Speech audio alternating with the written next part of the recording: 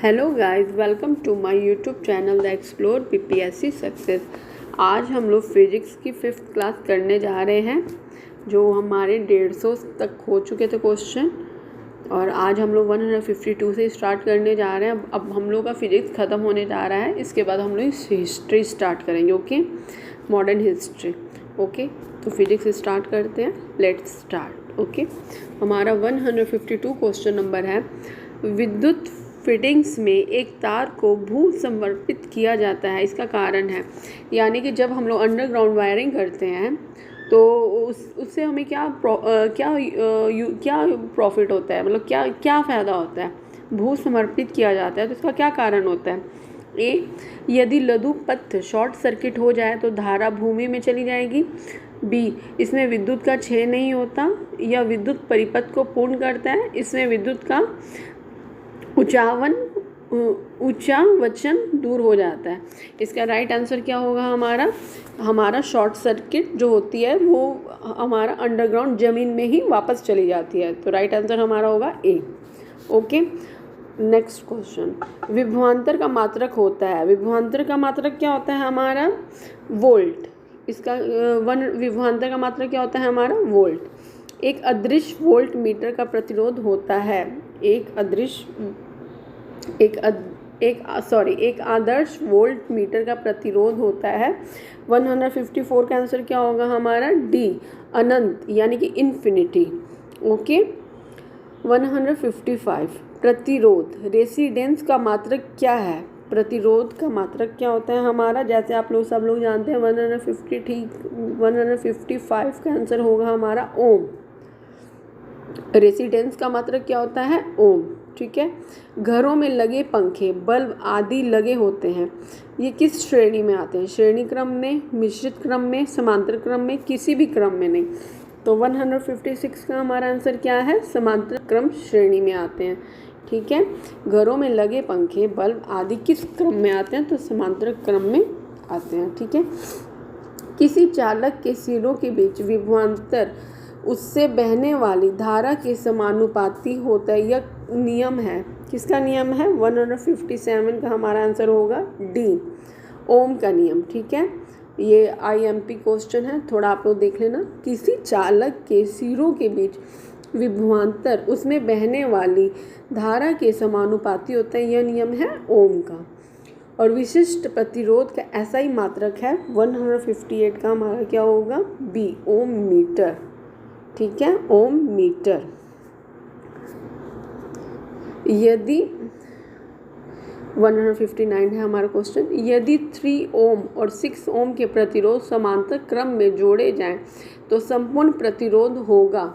159 का हमारा क्या होगा? सी, 2 ओम। ठीक है, निकालेंगे तो हमारा आएगा 2 ओम। एक शुष्क सेल में कौन सी ऊर्जा पाई जाती है? जो सूखा सेल होता है उसमें कौन सी ऊर्जा पाई जाती है? हमारा राइट आंसर होगा सी, रासायनिक ऊर्जा।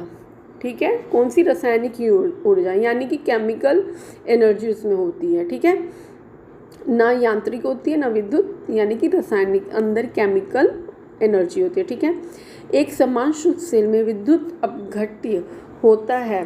161 का कैंसर होगा सी, कैंसर होगा अमोनियम क्लोराइड। ठीक है, क्या होता है? Ammonium chloride, NaCl। ठीक है, एक समान शुष्क सेल में क्या विद्युत अपघट्य होता है? अमोनियम क्लोराइड में।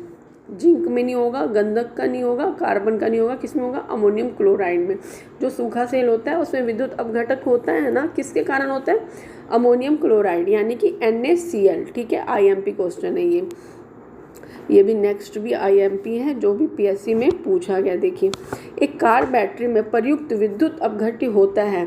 अब ये उसमें शुष्क सेल में था, किसमें था? ये शुष्क सेल में था जो अमोनियम क्लोराइड में था।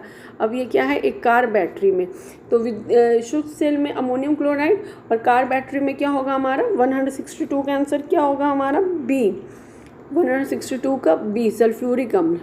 क्या होगा? सल्फ्यूरिक अम्ल। ठीक है, ये आप लोग ध्यान रखना। शुष्क सेल में होगा अमोनियम क्लोराइड और कार बैटरी में प्रयुक्त विद्युत अपघट्य होगा सल्फ्यूरिक अम्ल से। ठीक है, सल्फ्यूरिक एसिड से। ओके, अब वोल्टिक सेल के आविष्कारक हैं। वोल्टिक सेल के आविष्कारक डिस्कवर किसने किया था?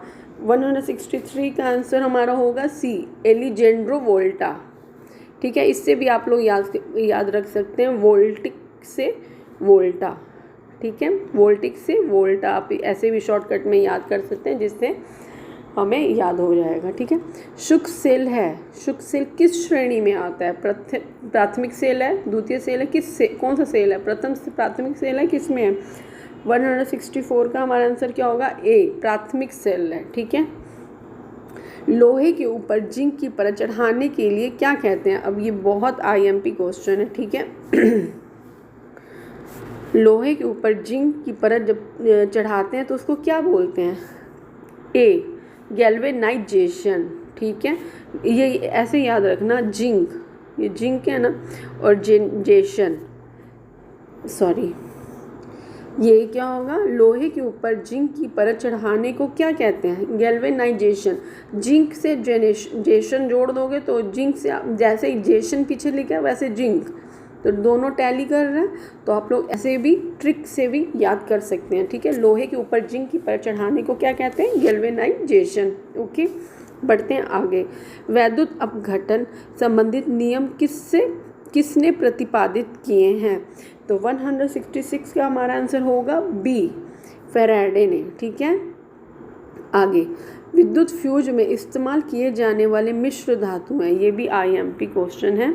विद्युत फ्यूज में इस्तेमाल किए जाने मिश्र धातु है, किससे मिलके बना है? ठीक है, तो 167 का हमारा आंसर हो रहा है सी, निम्न विशिष्ट प्रतिरोध और निम्न गलनांक होना चाहिए। ठीक है, विद्युत फ्यूज अगर फ्यूज होता है हमारा तो किस चीज़ का मतलब इस्तेमाल होता है? निम्न विशिष्ट प्रतिरोध और निम्न गलनांक का होना चाहिए तब। ठीक है, आगे बढ़ते हैं। 168 क्या है? आम तौर पर सुरक्षा फ्यूज लगाने के लिए प्रयोग होने वाली तार किस पदार्थ की बनी होती है? ठीक है, सॉरी फॉर डैट। 168 का आंसर हमारा होगा डी, टीन और शीशे का मिश्र धातु। ये बहुत अच्छा क्वेश्चन है, ये क्वेश्चन आगे रिपीट फिर होने वाला है। ठीक है, तो याद कर लेना आप लोग। आमतौर पे सुरक्षा फ्यूज, ठीक है, सुरक्षा फ्यूज के लिए होने वाली तार किस पदार्थ की, जो वायर होती है वो किससे बनी होती है? तो टीन और शीशे का मिश्र धातु, टीन की होती है और शीशे का मिश्रण होता है, उससे बनी होती है वायर। ठीक है, किससे? सुरक्षा फ्यूज वाले से। सुरक्षा फ्यूज की जो वायर होती है टीन और शीशे की बनी होती है, BPSC में पूछा गया है। ठीक है, आगे का जो नेक्स्ट क्वेश्चन है वो बहुत ही ईजी है और पूछा भी गया है। 169 बिजली के बल्ब का फिलामेंट किस तत्व से बना होता है? किससे बना होता है? आप लोगों ने आगे पढ़ा भी होगा लोअर क्लास में। 169 का आंसर होगा हमारा डी, टंगस्टन की। किसकी बनी होती है? टंगस्टन की, आप सबने पढ़ा भी होगा।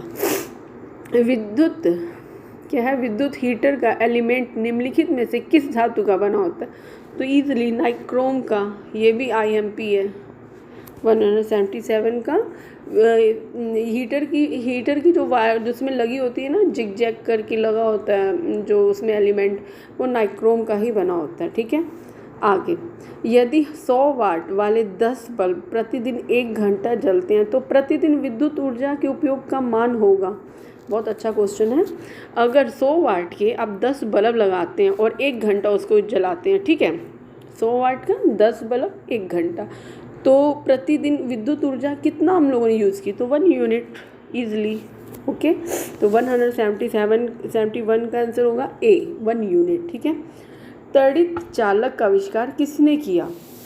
172 का हमारा आंसर है सी, बेंजामिन फ्रैंकलिन। ठीक है, निम्न में से कौन विद्युत अनुचुंबकीय पैरामैग्नेटिक है? तो क्या होगा? 173 का हमारा आंसर है सी, क्रोमियम। ठीक है, पैरामैग्नेटिक। ठीक है, पैरामैग्नेटिक, तो इसमें से विद्युत पैरामैग्नेटिक कौन है? क्रोमियम। ठीक है, निम्न में से कौन डाईमैग्नेटिक है? ये पैरामैग्नेटिक था, ये डाईमैग्नेटिक है, यानी कि अनुचुंबकीय और ये प्रतिचुंबकीय। अनुचुंबकीय होगा क्रोमियम और डाईमैग्नेटिक होगा हमारा, डाईमैग्नेटिक का हमारा क्या होगा? बी, इसका राइट आंसर होगा बी, यानी कि बिस्मथ। ठीक है, प्रतिचुंबकीय याद रखना आप लोग, पैरामैग्नेटिक क्रोमियम, डाईमैग्नेटिक बिस्मथ। ठीक है, आईएएस में पूछा गया। आगे बढ़ते हैं 175 पे। 175 क्या है? विद्युत धारा का चुंबकीय प्रभाव सर्वप्रथम अवलोकित किया गया था। किसने किया? 175 का क्या आंसर होगा? बी, ओरेस्टेड द्वारा। किसके द्वारा? ओरेस्टेड द्वारा।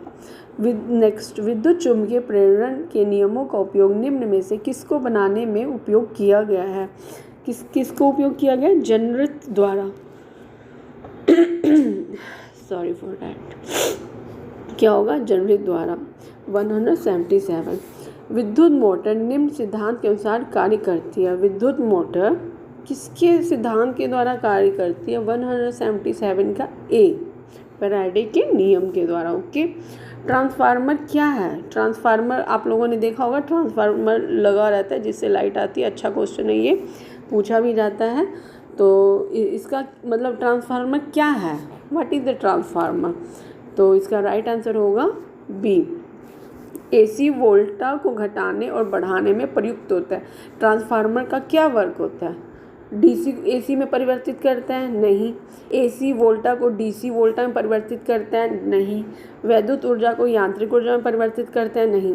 इसका काम क्या है? एसी वोल्टा को घटाने और बढ़ाने में प्रयुक्त करता है, यानी कि हमारी वोल्टेज को बढ़ाने और घटाने में काम करता है। क्या? कौन? ट्रांसफार्मर। ठीक है।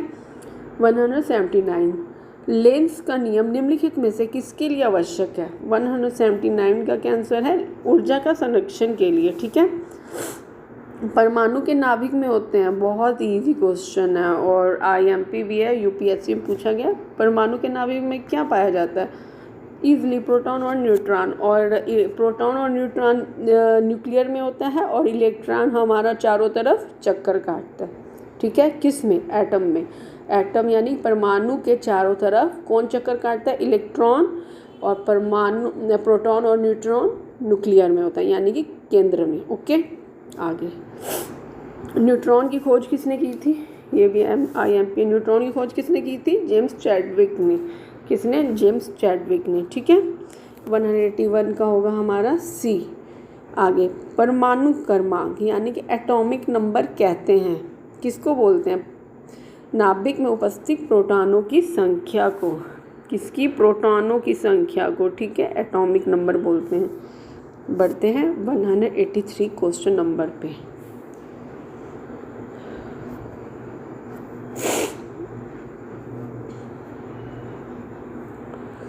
क्या है 183 हमारा क्वेश्चन नंबर? किस तत्व के परमाणु में 2 प्रोटॉन, 2 न्यूट्रॉन, 2 इलेक्ट्रॉन हो, उस तत्व का मास नंबर कितना होगा? ठीक है। अगर हम लोग निकालेंगे फॉर्मूला से तो इसका राइट आंसर होगा 4, यानी कि बी। नाभिक का आकार होता है, बहुत अच्छा क्वेश्चन है। न्यूक्लियर का कितना आकार होता है? 10 के ऊपर -15 मीटर। ओके। 184 का आंसर क्या होगा? 10 को पावर -15 मीटर। ठीक है। पॉजिट्रॉन की खोज किसने की थी? 185 का आंसर होगा डी, एंडरसन ने। किसने की थी? एंडरसन ने की थी। हाइड्रोजन परमाणु के न्यूक्लियस में प्रोटॉनों की संख्या ज्ञात करें। हाइड्रोजन परमाणु में न्यूट्रॉनों की संख्या कितनी होती है? ओनली 1। 186 का बी, 1। इलेक्ट्रॉन की खोज किसने की थी? ये भी अच्छा क्वेश्चन है। 187 का हमारा आंसर होगा ए, थॉमसन ने, जे थॉमसन। इलेक्ट्रॉन की खोज किसने की थी? जे थॉमसन ने। 187 का ए। इलेक्ट्रॉन वहन करता है, आप लोग को पता होगा इलेक्ट्रॉन कैसी यूनिट है? पॉजिटिव है, निगेटिव है? 1 यूनिट कैरी करता है, 2 यूनिट कैरी करता है? इलेक्ट्रॉन निगेटिव है और 1 यूनिट कैरी करता है। ठीक है। तो 188 का हमारा आंसर होगा ए। 1 यूनिट कैरी कर 1 यूनिट होता है, 1 यूनिट होता है और निगेटिव होता है हमारा। ठीक है। ऐसे परमाणु जिनके परमाणु क्रमांक समान हो, ये भी अच्छा क्वेश्चन है। ऐसे परमाणु जिनके परमाणु क्रमांक यानी कि परमाणु संख्या समान हो और परमाणु द्रव्यमान भिन्न हो तो उसे क्या बोलेंगे? 189 का हमारा आंसर होगा समस्थानिक, यानी कि आइसोटॉप्स। क्या बोलेंगे, आइसोटॉप्स, ठीक है, यानी समस्थानिक बोलेंगे। परमाणु संख्या समान हो और द्रव्यमान संख्या भिन्न हो, ठीक है, समस्थानिक यानी कि आइसोटॉप। समस्थानिक गुण पाए जाते हैं, समस्थानिक किसमें गुण पाए जाते हैं, तत्व में, यानी कि आइसोटॉप्स में किसमें, आइसोटॉप्स के फीचर किसमें पाए जाते हैं, तो तत्व में हमारे, ठीक है। आगे बढ़ते हैं।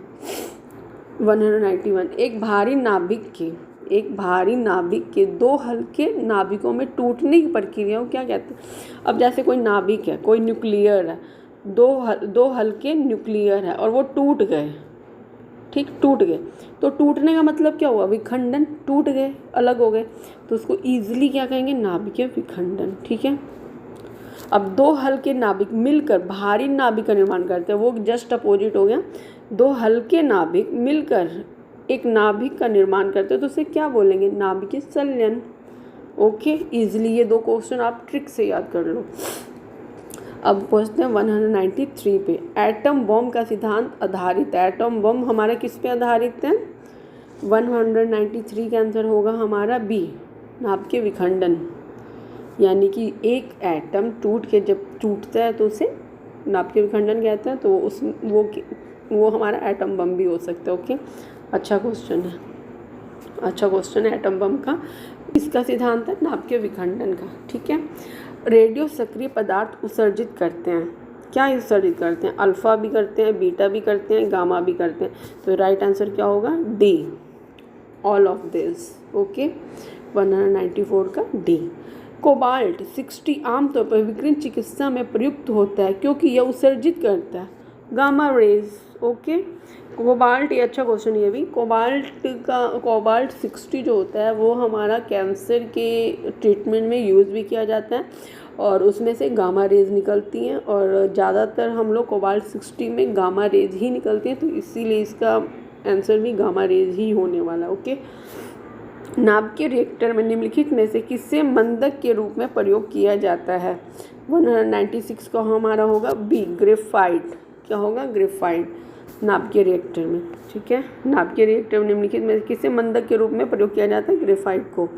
एटॉमिक पाइल का प्रयोग कहाँ होता है, एटॉमिक पाइल का यूज़ कहाँ होता है, 97 का क्या होगा हमारा बी, नाभिकीय विखंडन के प्रचलन में। आप लोग देखें एटम बम और एटॉमिक पाइल्स का हमेशा नाभिकीय विखंडन में ही यूज़ होता है। ओके, आगे बढ़ते हैं। क्यूरी किसकी इकाई है, क्यूरी किसकी इकाई है, किसकी यूनिट है क्यूरी, तो किसकी होगी, रेडियो एक्टिव की, ठीक है। नाभिकीय रिएक्टरों में ऊर्जा उत्पन्न होती है, 199 का हमारा आंसर क्या है, सी, नियंत्रित विखंडन द्वारा नाभिकीय रिएक्टरों में ऊर्जा उत्पन्न होती है।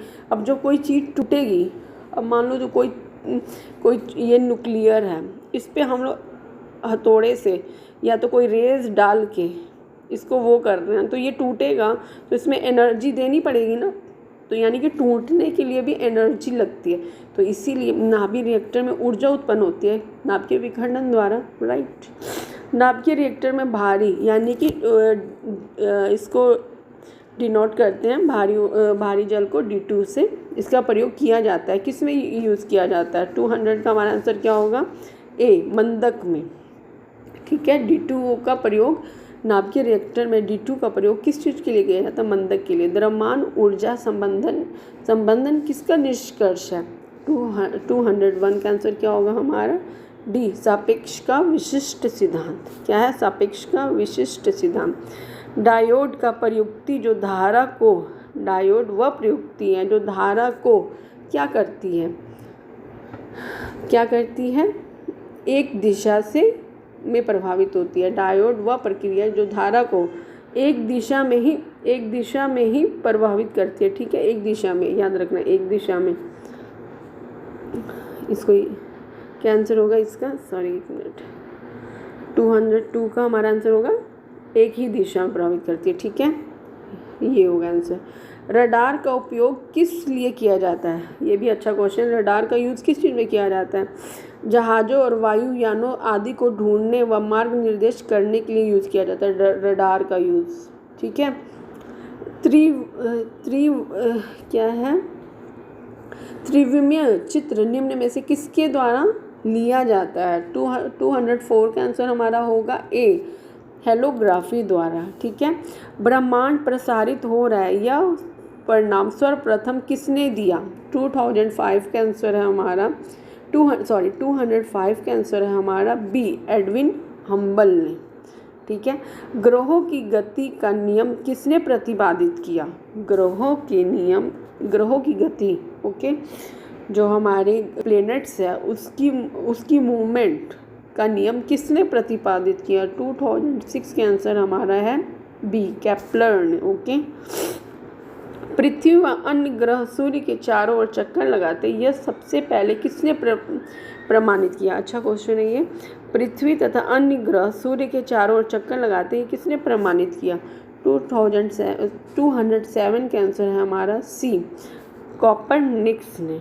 ठीक है, कॉपरनिकस ने।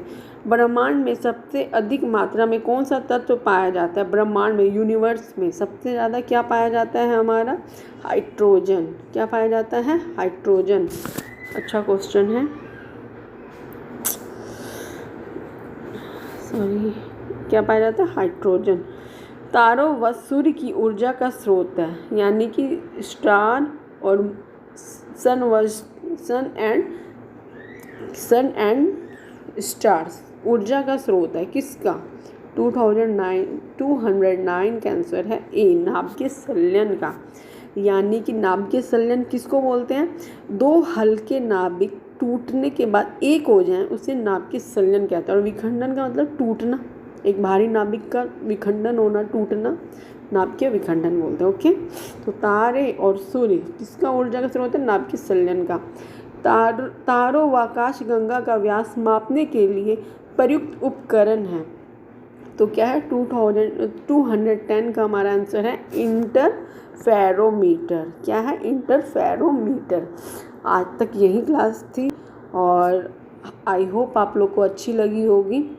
तो आप लोग आगे का वीडियो जिसने नहीं देखा है वो देख लें, और जिसने चैनल नहीं सब्सक्राइब किया प्लीज़ कर दें। आप लोगों को बहुत वर्क करने वाला है। लूसेंट से हमारी फिजिक्स एकदम कंप्लीट हो गई। जिसने ये मेरे वीडियो देख लिए वो फिजिक्स में से कहीं भी क्वेश्चन मिले, वो कोई भी कंपटीशन का, वो तुरंत निकाल लेगा। अगर आपने नहीं देखा तो प्लीज़ देख लें। नहीं सब्सक्राइब किया तो सब्सक्राइब करें, लाइक शेयर सब्सक्राइब कीजिए। और आगे का नेक्स्ट वीडियो जब भी होगा मैं ज़रूर आप लोगों को बताऊंगी। ओके, लाइक और सब्सक्राइब कीजिए। Thank you.